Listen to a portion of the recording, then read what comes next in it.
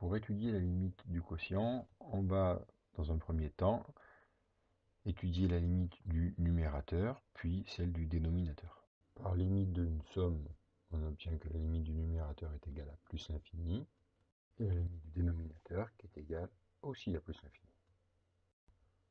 En connaissant et en utilisant ces connaissances du tableau sur la limite d'un quotient, on obtient donc que cette limite ne peut être obtenue puisque la forme de un est une forme dite indéterminée. Il est donc important et obligatoire pour lever cette indétermination de modifier la forme de un. Pour ce faire, on va passer par une factorisation par n au carré, et donc on va devoir imposer que n appartient à n étoile. On modifie alors le domaine de définition de la suite. En effet, la suite est définie sur n et qu'on impose n appartenant à n étoile. Ce qui n'est pas un problème puisque la limite c'est pour les grandes valeurs de n. Autrement dit, n égale à 0 n'intervient pas dans cette démonstration. On factorise donc par le terme de plus haut degré, et cela s'accompagne par une simplification par n au carré, puisque n au carré sur n au carré est égal à 1.